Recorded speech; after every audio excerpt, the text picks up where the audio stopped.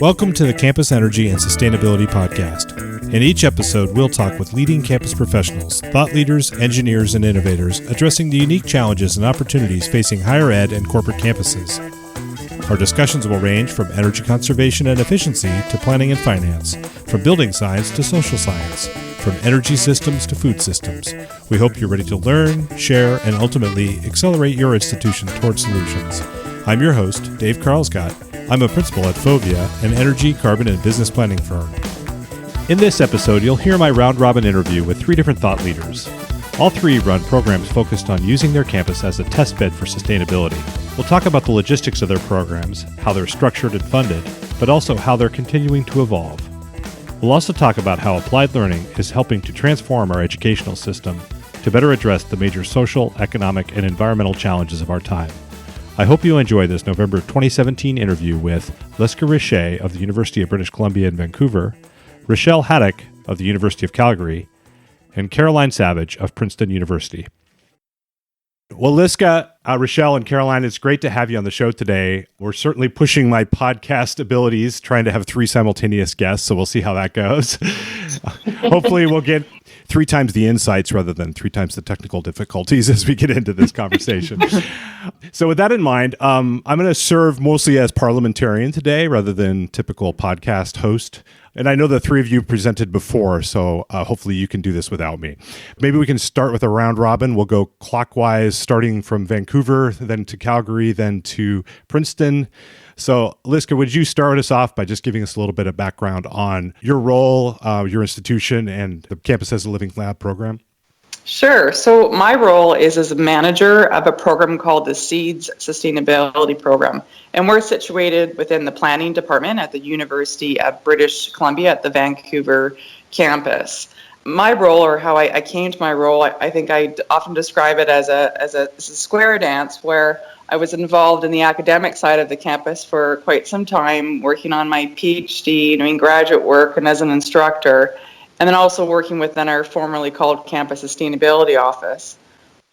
I came to a point in time where I was able to merge these interests and where I was able to sit in what I described as a very unique milieu, right in the intersection of academia and operations, where I was able to work with both sides of the campus into what is now described as my role in the program, where my role is really about creating bridges between the academic and the operational side of the campus to advance our operational sustainability priorities and at the same time give students enriched and meaningful applied learning opportunities here.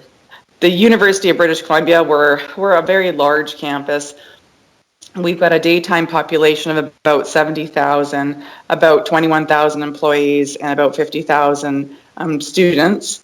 We have about 50% of our campus households are occupied by somebody who studies or works here, and that's only increasing. We've got about 500 buildings and 400 hectares of land. We're quite unique in that we own and operate many of our utilities, including our electrical, our heating, our waste, and our water. And we're also responsible a lot for our roads and our infrastructure. So really, we act as these owner-operators of a very substantial part of our institution, I think, which gives us a lot of unique ability to do things here, like Campus as a Living Lab. Thanks, Liska. Moving on to Rachelle in Calgary. Well, hello, this is Rachelle Haddock from the University of Calgary. My role is the project coordinator for Campus as a Learning Lab. I work within the Office of Sustainability, which has a dual report to the VP of Facilities and the VP Academic and Provost. So we're situated between those two houses on our campus. The University of Calgary is a pretty young university. We're 51 years old, making us a young and nimble campus. We're a very research-intensive university. We're currently the number 6 research institution in Canada. We have over 30,000 students here on campus, and we actually have 5 campuses that are spread across Calgary and then other places in the world.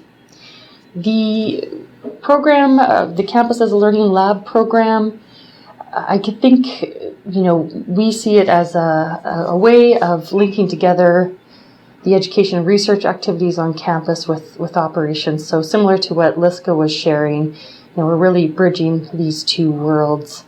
As far as how I came to this role, I have a background in forestry and environmental science, and I worked for a long time in the nonprofit sector, most recently for a charitable research institute that was really a knowledge translation and mobilization organization, and we sought to make research understandable and accessible to people who had to make all sorts of challenging decisions. So the skills I developed in that position lend themselves well to this role where, as Liska said, we're really building those bridges between these two realms on campus. Thanks, Rachelle. Caroline, you're up. All right. So my name is Caroline Savage. I am the campus as lab manager at Princeton University, which is a small research college in New Jersey. And the environment at Princeton has been very theoretical. So while I think, and what campus as lab means on our campus is sort of like what Rachelle and Liska have said, it's sort of this idea of this nexus. How can we connect the dots between the academic piece and the operations piece? How can we on Princeton's campus be a microcosm for some of the global sustainability problem solving that we need to see? And how do we infuse some of that into applied learning as a way to communicate this information and to empower students as change makers, which is a really great concept and wasn't necessarily an easy sell at Princeton.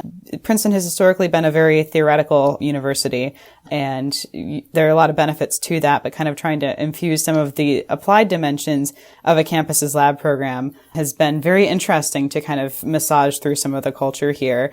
And I got my start doing campus's lab work. My past position was Director of Sustainability at Indiana State University, and working there with a large surplus of vacant land that the university owned.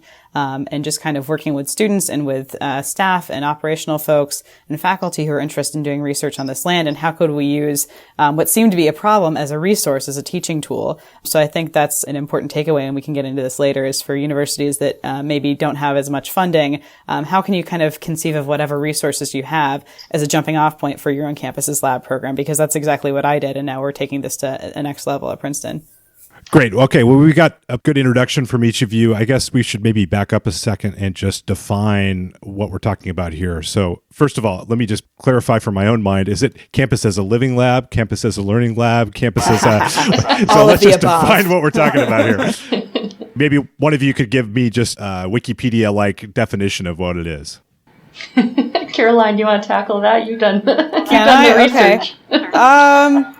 It's campus as lab, campus as living lab, campus as a learning laboratory for sustainability, applied learning. All of these terms are things that different campuses have used to mean this basic concept of how is the campus a test bed for sustainability solutions. And I think what that means in practice varies for different campuses. So I think that's why you see a lot of different terminologies, some using the term learning lab. Some I really have enjoyed the term applied learning. I think that term, we're starting to see that being used more and more. And that's, kind of captures the sense that these applied learning opportunities don't necessarily have to take place within the confines of the walls of your campus. One idea we've been experimenting with at Princeton is, kind of how are the borders of our campus porous? What does the campus's lab look like when we're maybe, getting food from the nearby town of Trenton? How is our campus beyond, the physical geographical borders? And what does that mean? How can we study some of those relationships and where sustainability is happening there? So I don't know if that answers your question about what campus's lab or campus's living lab means or problematizes it more. But that's definitely something that we talk about in the campus's lab community is what's the right term to use for your specific campus? What does this mean? And how are the words used to describe it important? No, it helps a little bit. I had some vague notion of it being plants tied to the ventilation system or some abuse of graduate students in some sort of diabolical science experiment. So at least I know it's not that. Well, let's talk a little bit about how does one get projects into such a program? I mean, talk to me about how do the projects get picked? Give me a little bit more of the logistical background. So at UBC and the SEEDS program, I think there's a number of different pathways, and there's so many different models from at various different universities with how living laboratory projects get selected, how they're specifically defined, and how they get implemented. With SEEDS, we have a number of different pathways. where we have the community members here on our campus, we might refer to as staff. They identify either challenges or opportunities that they have within their area of operations where they want some help. They want to tap into the academic resources of our campus to come up with solutions to some of these challenges and problems. So we'll work with them to frame out and scope out specific project proposals, and then monitor and implement them and match them in courses here at UBC. So for us, it's senior level undergraduate or graduate courses. Another pathway for us is that so SEED sits within the planning department. We're in a unique position where our department develops many of the operational plans of the campus, like our zero waste action plan, climate action plan, water action plan, green building plan, biodiversity strategy, urban forest management plan, and I can go on and on.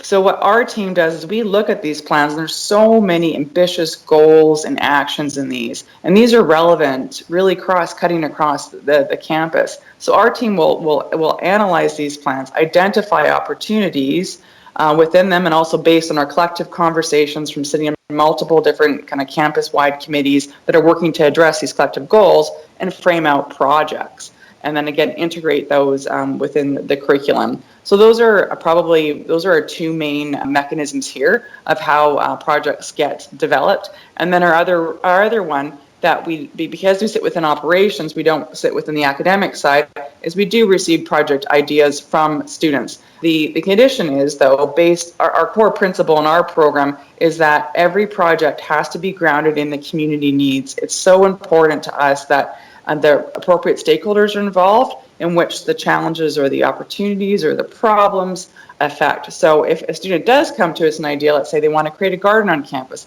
then we need to make sure that's relevant to the community in which that affects. And we'll try to consult with those community members to make sure that that's relevant and valid to them. So that's our key mechanism here for how living laboratory projects get identified.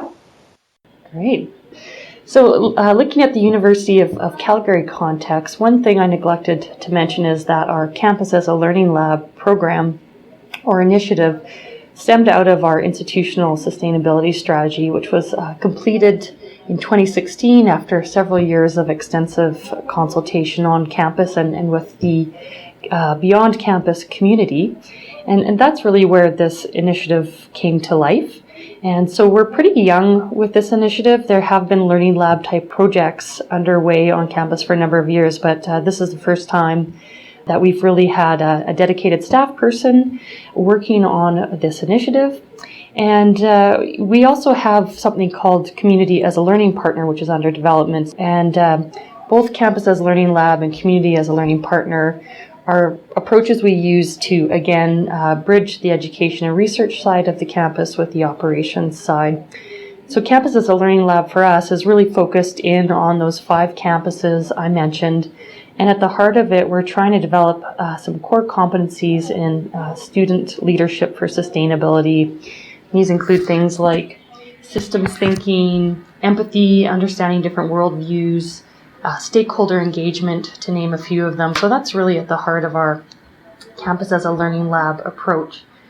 We have projects on campus for Campus as a Learning Lab that range from co-curricular projects, which are projects undertaken by what we call sustainability peer helpers. They're students who are volunteering 2 to 5 hours a week with our Office of Sustainability staff, and they work on a dedicated project over the course of a year. And then, we have Campus as a Learning Lab projects that take place within courses, that take place within our new embedded sustainability certificate, individual research or thesis projects, and then faculty research projects, and then industry and community partnerships looking at sustainability research on campus. So we have a number of types of Campus as a Learning Lab projects taking place. Given that we're pretty young, or we're working out some of the kinks with this initiative, we've decided to focus our Campus as Learning Lab projects on a number of key areas, including it's actually a redevelopment that's happening on campus with one of our library buildings, which has been selected as a carbon neutral pilot project for the Canadian Green Building Council. We have a number of projects focused on that. We've also been focusing our Campus as a Learning Lab projects in on the work of sustainability stewardship working groups on campus, which have implementation plans that are created to help advance sustainability on campus. So we're trying to figure out how to use Campus as a Learning Lab as a tool to support the work of these groups. So currently we have Campus as a Learning Lab projects tied into the Food Services Working Group and the Net Zero Waste Working Group on campus. But it's really exciting to see all the possibilities that Campus as a Learning Lab presents for campus, and feels a bit like drinking from a fire hydrant. I'll pass it on to you, Caroline. Yeah, that definitely resonates. Thanks, Rachelle. So I think in a lot of what both of you are saying about kind of making sure to align your goals with the projects is really important. And so our Campuses Lab program, we started kind of with the idea we're just about to finish a major campus planning initiative by the end of this year. That'll be a public document. And with that, we'll be revising some of our sustainability targets as well. And so at the time I came in about a year ago in October 2016, the goal was how can we sort of engage the knowledge and expertise of this academic community to help the campus make really intelligent decisions as we're executing the goals of this master plan, and that there would be this great alignment. And the longer I've been here, the more we kind of process this work, it's really seeming to make more sense on our campus to kind of flip it a little bit and stay, instead of how can we engage the academic community in service of our operational goals, say the reverse. How can our campus operations be a partner in Princeton's academic mission? So I think in practice, we're seeing the same project still. It's just a little bit of a different, we didn't make any radical changes to the program. I think it's more of a shift in the core mentality of how we approach this work, of how we engage stakeholders, of kind of the process of doing Campuses Labs. So it's very subtle. But for us, it's been sort of helpful to refine language and think about how to engage new stakeholders and bring folks onto this. So at Princeton, what that looks like in practice is three main pathways to Campuses Lab. One of them is through coursework. So faculty members who want to work with us to maybe revise existing courses that they have to incorporate some kind of applied learning or Campuses Lab component, or proposing something completely new. Coursework will be one way to do that. We also have worked with faculty who are just really interested in one aspect of campus sustainability or another. We had one professor who was interested in construction with rammed earth. So she built a rammed earth wall in our campus garden. Wasn't connected to a course. It was just interesting, and she was able to engage some graduate students in the academic aspects of that. And then the third way that this is happening on Princeton's campus is through independent student research. So all graduating seniors have to go through a pretty onerous, I would say, master's thesis-like research project that takes them the whole year to complete. So we already have kind of this resource, right, of students that have to do this project anyway. And a lot of the juniors as well have to do pretty intensive research projects. So being able to work with them and catch them early and kind of engage them in thinking about how could they use their research projects as an opportunity to change things on campus or make recommendations has been a very rewarding process, and one that seems to resonate with the students a lot. Well, it's an interesting point you make about flipping it around from utilizing the faculty members, for the campus rather than using the campus to support the students themselves. I mean, I think that's something that we've run into a lot when I'm doing consulting work.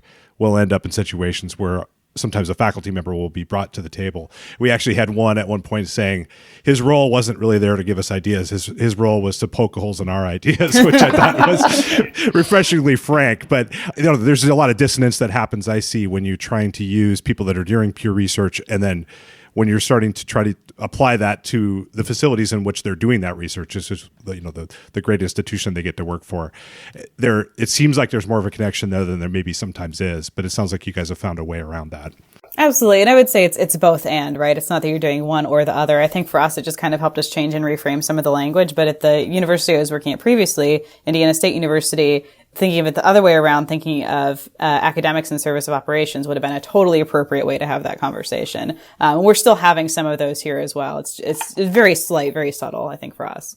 Yeah, and hopefully I don't get hate mail from faculty members now, so we'll see how it goes. Great. All right, let's move on to let's talk about money. Maybe you can talk each about how your programs are funded. And just to mix it up a little bit, let's start in Calgary, and then we'll keep going clockwise just so we don't confuse ourselves too much. All right. Money, yes. Money is always an issue.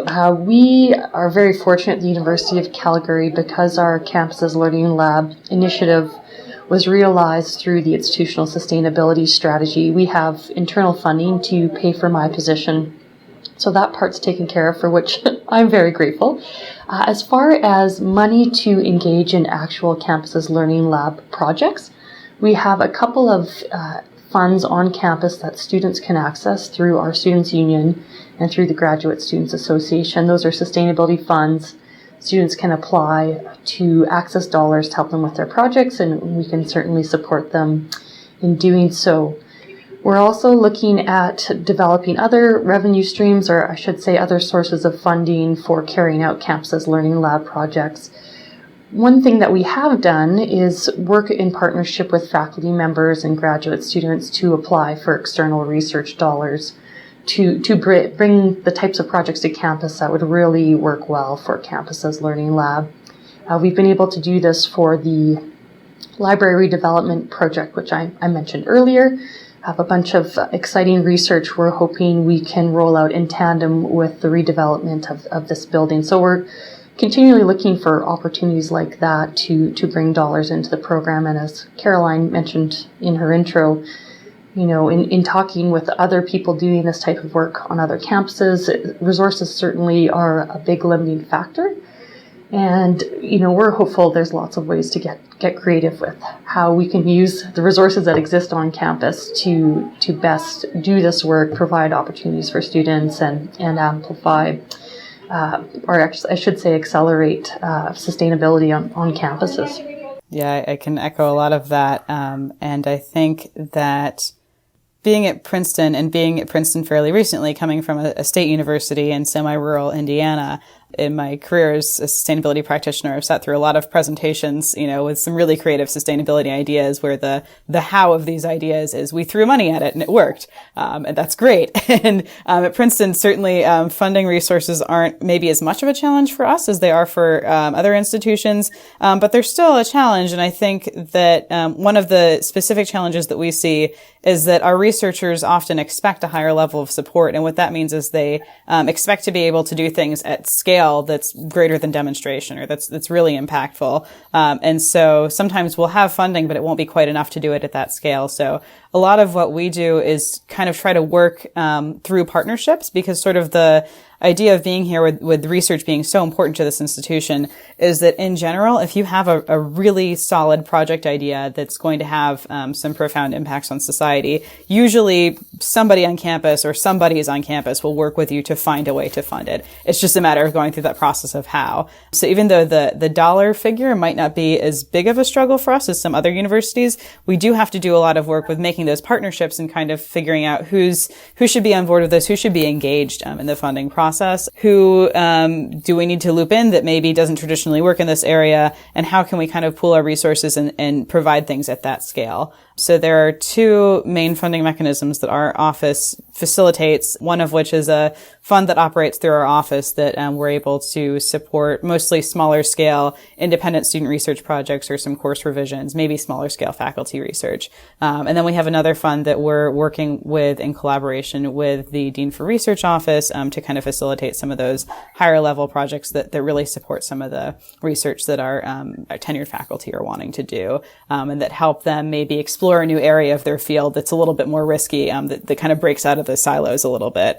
So that's how it looks at Princeton. But again, wanting to circle back to the idea that institutions are coming at this from different levels of resource. And I would encourage anybody who wants to try this on their own to focus more on resources than on dollars. So one other thing we're looking at is, sure, we could fund binoculars for this next student project, or we could fund, small scale scientific equipment for things. But a lot of those things exist on campus already. And I think this is true for a lot of campuses. So how can we do a better job of consolidating and maybe, sharing some of those resources that are more readily available? How can you work in partnerships to do that? And then also going back to the Indiana State example, we had a lot of vacant land, which was seen as a problem by many people. And the university bought it to kind of quality control the space. But it turned into a huge asset because nobody wanted to work with it. And we were able to start start doing completely transformative things that pulled in students who maybe weren't thinking about sustainability at all, or maybe were unhappy in their major. And in that case, in that university, maybe even thinking of quitting school altogether.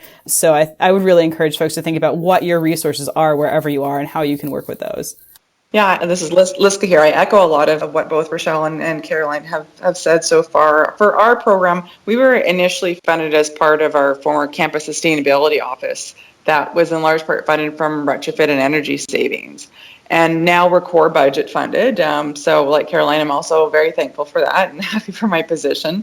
And then in terms of funding projects, I think that a big part of that is many of our projects don't require funding. So I think a lot of people out there think that projects, in order for them to be successful, require funding. But if you integrate them into the curriculum and leverage existing resources at the campus, whether that's materials from our waste stream or looking at different donations or lab supplies or equipment from our landscape crews, there's a lot of that already exists. Now, that being said, some projects do require funding, and that funding there, SEEDS has a small pot of money, not much. But again, I think the key word is leverage, which is being resourceful is a big part of, I think, of the job description if you're doing CLL work. Whether that's for us, it's leveraging our student sustainability fund. I think many campuses have these where there's a percentage of the student tuition fees are allocated towards a sustainability fund. So our students are able to apply for that. Other ones are, in many courses, especially capstone courses, there's some funds that are available for the students. So we've got some engineering courses where they get $800 to put towards their project, which is usually not enough, but at least that's some seed money. The rest is that we're able to leverage partnerships with faculties through applying for research money. And other ones working with their different community partners where they've got some funds and they can chip in. And then the newer area that we're working on now is external grant funding. So one of these examples is that we were able to fund a large biodiversity project. It's sort of one of the new areas in sustainability that we're looking at or addressing here through SEEDS at UBC. And that required, I think, some initial intensive resources. So basically staff to be able to put their minds to coming up with how are we going to develop a platform to develop a biodiversity strategy for the campus. So that required some initial funds. So I think that's sort of the other key area is looking at external funds. But again, as I think what's already been said, it's not necessary. Like you can do these programs working with existing funds of the university. I think it's just what kind of scale and scope and how you frame out the program that you want to build. All right, so we've talked about how to get these projects started, how to leverage resources to get them going, whether that's actual funding or using existing resources.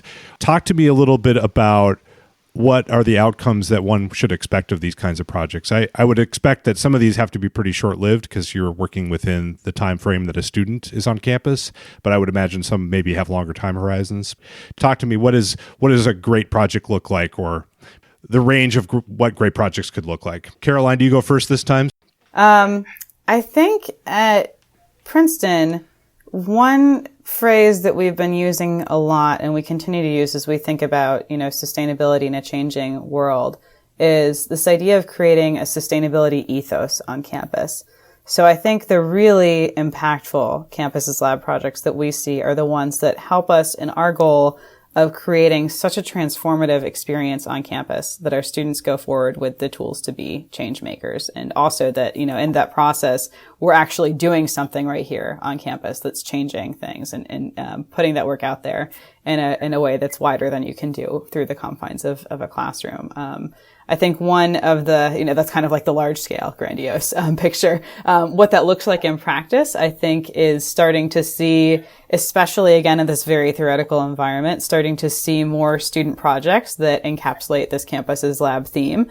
So we're kind of tracking how many of the students that have to do this independent research anyway are choosing to do some aspect of campus's lab with that. One of our projects that has started up just over the course of the past several months and has seen huge amounts of interest is we have an initiative called the Princeton Vertical Farming Project, I'd really encourage you guys to check out the website. If you just Google Princeton Vertical Farming Project, it's this professor who has this goal of really integrating food systems into everyday buildings and having this be a part of the casual conversation. And the theme of food has really caught on here. So I think he started construction on this vertical farm in maybe March. And he already has maybe 4 students who are signed up to do this as their senior research. And again, most of them have to pick this in fall, right? So in a really short amount of time, he's engaged some students who find this work meaningful and impactful. And oh, by the way, when they leave, they're already starting to see career pathways for how this could benefit them as an experience to have. Great. We'll go to Vancouver. Sure. So at Vancouver, I think there's so many different criteria that can be applied to what makes projects successful and what are successful outcomes. I think for us here, what we found is projects are really successful, or I think an indicator of success is when projects are able to build off of the knowledge of a previous project. So they become iterative. They're building a collective knowledge. A lot of that's housed, and we have a seed sustainability library where that serves as a huge resource. So the knowledge isn't boxed in isolation. We're able to build off work and addressing, for example, our zero waste, our very, very ambitious zero waste goals of our university here, where each project is able to keep move the needle further on that. I think another criteria that we're finding is that building interdisciplinary projects on our campus. So bringing the skill sets and bringing students from different backgrounds together, as well as faculty, to address problems, because most of our problems now require interdisciplinary knowledge. So the more that we're able to get those folks together in a room and to work together, I think is really impactful. Another key indicator of success here is for projects is that they're aligned with the strategic priorities of both the university, and here it's whether that's to build global citizens, give students opportunities to engage in meaningful applied learning, address societal issues, and also advance our operational priorities of the university. So if that is about developing innovative green buildings, then we develop clusters of projects around those areas. So again, the projects aren't piecemeal. There's some collective knowledge that our team brings to the table that we're connecting them. So we have projects that are looking at how do we mitigate bird strikes on our buildings here. So, and then other projects that are looking at how do we bring greenery into the buildings, bring nature inside to the buildings, and other ones that are doing assessments of our natural assets. So all these projects get connected and rolled up, and then I think that can increase the impact when we follow up on them. So I think those are some key successes. And I think the areas here that we're seeing, I think it's evolved over the years. Like 10 years ago, we saw a lot of our early successes were around food. And I think that we've evolved with the food system sustainability needle quite a bit. And now there's other areas like biodiversity, I think, in green buildings, as well as well-being, such as especially social health and mental health and physical health. So now we're really working on those things. All right, going to Calgary. Okay. Yeah, I think, Dave, you raise a great point. There's all sorts of projects that can manifest through something like campus as a learning lab or campus as a living lab or whatever term you wish to use. There's looking at how we roll out projects here at the University of Calgary. As you move through the different types of projects, from those co-curricular projects or class-based projects up to the industry community partnerships, you often see an increase in the amount of time invested, perhaps the amount of funding required, and typically the amount of risk that's involved. So, we're looking to have projects across that spectrum. And another thing we're really looking to cultivate is projects that span what the Sustainability Compass, which is a tool developed by Ellen Atkinson. And I think it provides a great way to look at sustainability. A lot of people, when they think about sustainability, they default to green buildings or energy efficiency, but the Sustainability Compass really, I think, provides a nice broad definition. So you're looking at nature, economy, society, and well-being as you move around the points of the compass. And we really are striving to cultivate projects all around that compass. Something that makes a successful project for us is that it helps students develop those sustainability leadership core competencies. I'm not able to cite the author, but I recall reading an article talking about CLL isn't service learning, it's transformative learning. And that's what, that is the ideal outcome, that students are transformed through this experience. Although perhaps not as exciting, but important, students are also developing soft skills that will serve them well in their roles as sustainability leaders once they leave the campus. On the other side of the house, you think about staff who are engaged in these projects. We're looking to provide them with a positive experience. We're looking to provide them with outcomes that can help them advance their work on sustainability. When we were doing consultation for Campus as a Learning Lab, I heard one of our staff members say that he was really excited about this initiative because he works at a university because he wants to support students, but yet in his role he's removed from them. And so this was a chance to work with students directly and to have a positive effect on their development as professionals. I think both Caroline and Liska reference this, but having alignment also with our institutional sustainability strategy and the operational work that's taking place on campus to advance sustainability is ideal. If you can have all of these things in a project, that's fantastic, but I think you see a whole range of types of projects, and if they hit one or more of these things, that's fabulous. Great. Well, talk to me a little bit about the challenges you've run into in doing this work, and that can include, getting a program up and running if you're involved with that. It sounds like some of you may have been, or just, what are the biggest things you're running into today? You can kind of answer that one however you want. Rachelle, you can just keep going. Yeah, sure. I'm going to flip your question on its head, Dave. Instead of talking about challenges, I want to talk a little bit about opportunities that I see in in building this initiative up. Something we're really excited about is building off existing initiatives on campus. There's so much happening on our campus. For instance, we have a new teaching and learning institute, the Taylor Institute for Teaching and Learning, and they have within it a college for discovery, creativity, and innovation, and they've been charged with being a hub, being an accelerator for experiential learning on campus. So I'm trying to figure out how can we use their expertise, their skills, their connections as a springboard to connect into people who are already doing experiential learning for sustainability on campus, which is really what Campus as a Learning Lab is all about. I'm also really excited to build off the work of people like Caroline, Liska, and other campuses. That's something I've really leaned heavily on. Quite inspired by the approach taken by the California State University system, where they offered up a course redesign grant so that instructors could apply for funds to take an existing course and redesign it to incorporate Campus as a Living Lab into their course offerings. And I think that is a brilliant approach because it enables you to scale up this initiative without you as the coordinator having to touch all the pieces. And I think that's a real challenge and opportunity, is how can we make initiatives like CLL grow and be sustainable and empower more people to do this. I think that part's really exciting.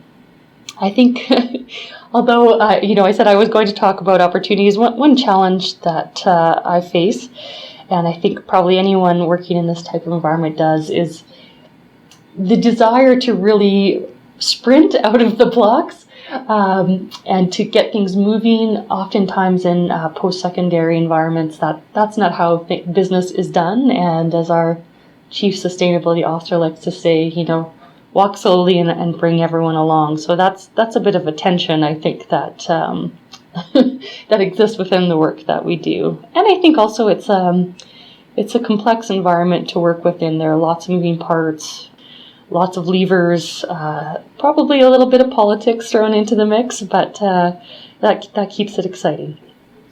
Yeah. Absolutely. And I think to build on what Rachelle was saying about the California system, I think another really powerful lesson from them is that they're creating Campus's lab as a norm, right? This is something that's coming from the system into each of the campuses.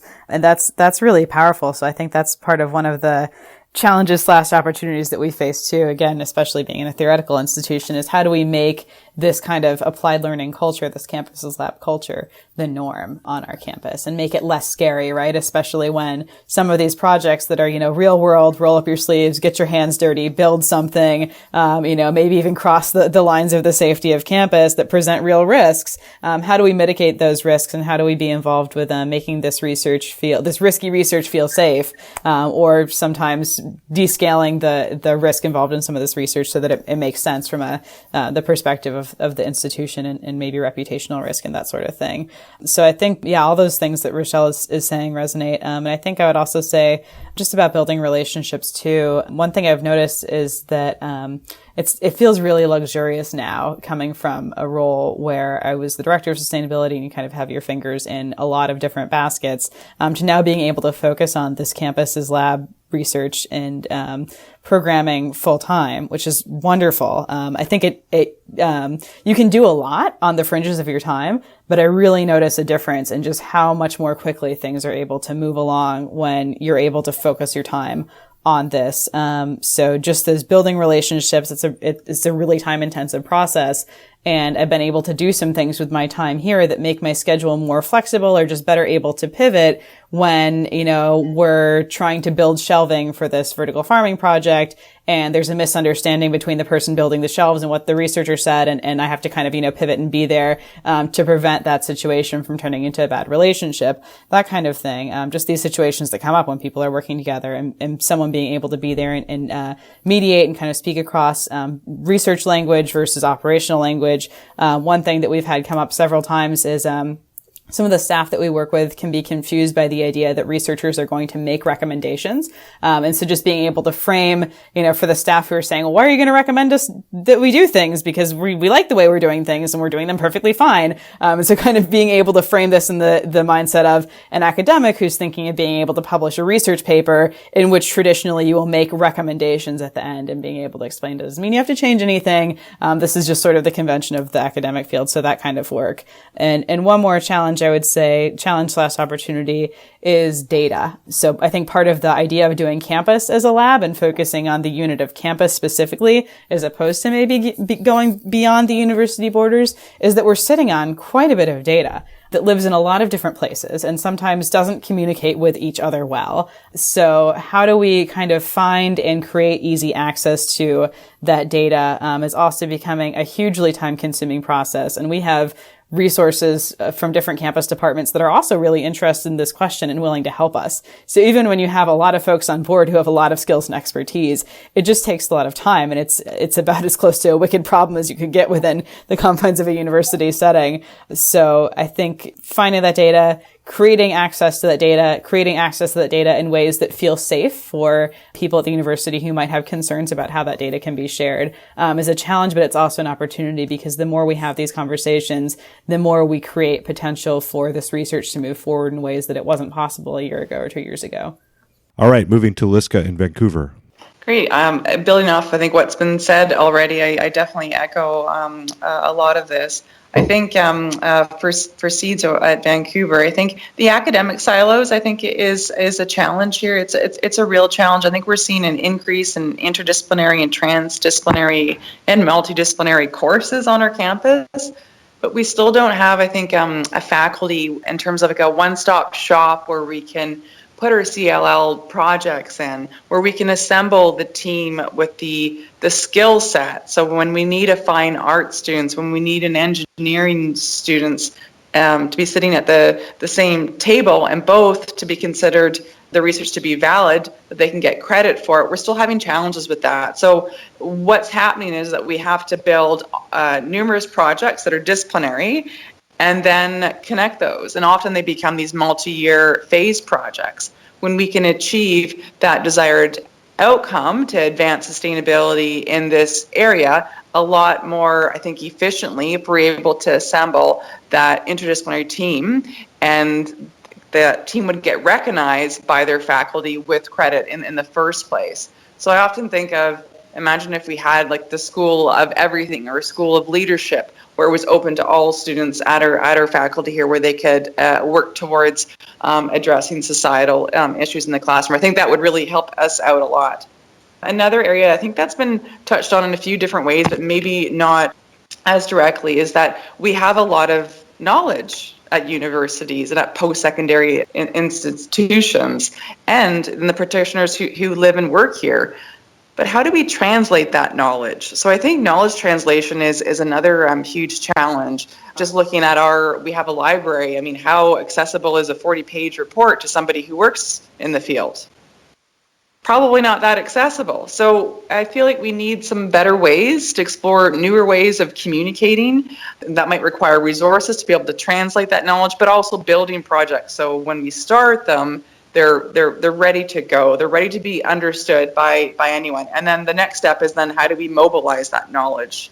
Not only here in the place that we initially created that project to address maybe an issue here on our campus, but there are other campuses, and again, the regions, the provincial and the national or the federal and the international regions that we're embedded within, really again, I think has been mentioned as universities as microcosms, how can we share that knowledge and to help create change elsewhere? So I think that's another really, really big area.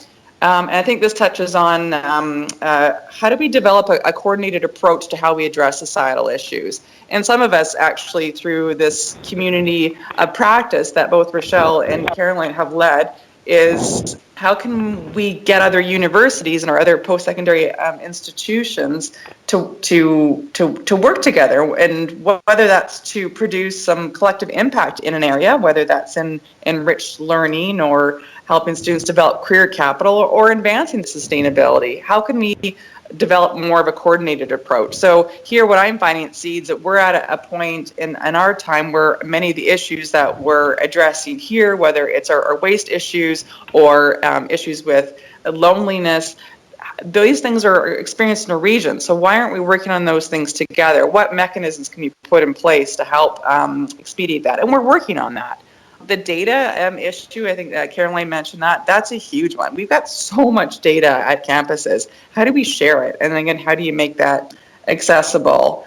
And finally, I think it's about communicating. A challenge for us is communicating our successes, but also our failures. And even with our research, with our student research, the ability for our students to get support to communicate the negative findings as well and consider that as valid, I think would go a long way. And seeing that sustainability, like getting over the mindset that sustainability doesn't have to be an add-on to your work. Campus as a Living Lab is intended, I think, to be supporting the work of the university, both in advancing the academic mission and in our operational priorities of the campus. All these are challenges, but they're all great opportunities that we're working on pursuing here. Yeah, Liska, I really want to go to your School of Everything if you ever create that. That sounds fantastic. That's the dream, isn't it? I feel so pumped up right now. You guys all have careers in politics ahead of you for taking my question about challenges and turning it into inspiration. So good job. Anytime. That's the name of the game. I think that's what it is. I mean, when I speak about campuses and Living Lab, and I think that's what I think I really, really love about this line of work is that for us, I'll speak for me, but I think I can also speak for the other two. It's when you're in a room where there might be conflict, and people are saying, "Well, we can't do this because we don't have the resources," or whatever the barrier might be. We see, "Oh, well, this would be a great project opportunity." So we're able to always flip it on its head. Challenges are good for us. They build Living Lab projects. So. I usually put a simple equation on a slide or on the board, and got a sustainability challenge. What a great CLL research opportunity! I love it. Exactly.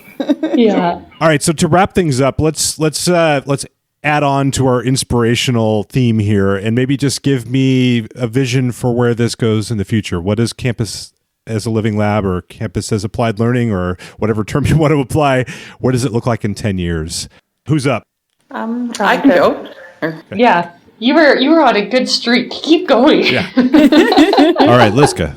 Well, the 10-year vision is always hard to come up with, but I'll say in 5 years, we actually just did this sort of a bit of a strategic planning process with our team. And one of the things is we led the team through a visioning process to close your eyes and imagine you were walking on your campus. And what would it look like in 5 years' time from now? You know, what do you smell? What do you see? What do the food outlets look like? And And then thinking specifically about, for us, the SEEDS program, what would that look like when you picked up a copy of our campus paper? And through my personal vision statement that I shared was SEEDS addresses UN Sustainability Development Goals. So it's our universities working and colleges working together, again, to address these broader collective issues that I think that we're all going to get called up to start working on if we're not already doing this, but doing this in a coordinated way. So I see the internationalization of the work that we're doing. I think that's coming up the pipeline. So I think that's a really, really important piece. How we do that, I don't know. I think there's a number of different ways that we can explore that. I think that in terms of more near term is increasing our ability to address societal issues, both on campus and beyond. So for us here with SEEDS, it's starting to build partnerships with, again, the stakeholders that are experiencing the same problems and are working towards them in the regions that we're embedded within. So really creating a stronger tapestry, using that as a metaphor on how we address challenges. So, for example, we're looking at a green corridor on our campus. We can't just cut a line around our campus and look at this. We need to involve the rest of the community, and I think in which that impacts. So if we're looking at how we increase our waste diversion in our multi-unit buildings, well, they're experiencing that in the city as well. So why aren't we working on that together? So I think those are some key areas. I think the other areas I mentioned earlier was, again, how do we mobilize our current knowledge? And then how do we start to plan to mobilize our knowledge from the onstart of project planning? So I think those are some key, elements of the vision moving forward, and really staying, nimble and diverse in how we deliver CLL. So it's not, a cookie cutter program. We're really realizing that quite quickly, that we're exploring a number of different hybrid models. Maybe we have a paid graduate student, some undergraduate students and volunteer students, and everyone's, again, working towards in this collective model, or in different models on working on how we create a better world and address societal issues, I think, both efficiently and effectively and through a meaningful manner for our students here. Moving clockwise. Okay, Calgary, here I go. So I think looking down the road 5 to 10 years, I'm hopeful that students who participate in CLL projects leave our campus empowered to be a change agent for sustainability. And, a lot of the things Liska mentioned around the ability for students to engage in interdisciplinary work, to leave with those skills, because really those are the types of skills students will need to solve the wicked problems that exist in the world currently and that are going to continue to evolve. That the piece that Liska mentioned about knowledge mobilization 5 to 10 years down the road, I'm hopeful we're better able to tell our stories about our learnings and to enable other students, other campuses, other people outside of the university's borders to build off the work that's being done and to be inspired by it. And I'd like to talk a little bit about the community of practice, the Campus Lab community of practice. I'm hopeful 5 to 10 years that we're all continuing to work together across different campuses to create better programs and to really, I think, lift up the work that's being done on other campuses and apply it to our own specific context, and to really take what's been done and have an exponential outcome with the benefit of that knowledge. It's been incredible to see how willing people are to share both their learnings and their failures. And again, that's another piece that's quite exciting, is 5 to 10 years down the road, how are we looking at failure and incorporating the learnings from failures into the next iteration of our work. So yeah, it's I'm sure 5 years will go by very quickly, but I'm sure all of these programs across different campuses are going to see great growth, I hope, in those 5 to 10 years. Yeah. I'm thinking about what 5 to 10 years means in terms of campus sustainability. And it's a really interesting question, because I'm just realizing that the campus, that's actually a really long time.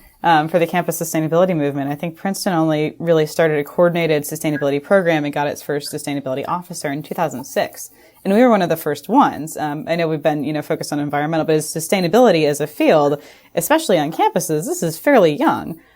So talking about, twice the lifespan of that program, there's a lot of opportunity there. I wouldn't go so far as to say that 10 years from now or 5 years from now, every sustainability project should be Campus's lab. I think there's still room for some of the theoretical or some of the, modeling or that, certainly, keep that too. But, I would like to see it, and I think it could become more normal, become more of a way of doing things. I see the idea of Campus's lab as kind of the 2.0 version of sustainability, this more streamlined kind of how do we not just talk about ideas, but how do we make sure that those ideas are actually making a change and making a difference. And the risk of getting too political seems like a really great moment to do that. And the more that we're creating projects that actually demonstrate improvements and improvements that are shared across different groups. We're finding, especially in the U.S., that our society has never been more polarized than it is now. So the more that we're actually creating projects that are doing things and making this more of a normal way of what sustainability looks like, it's not,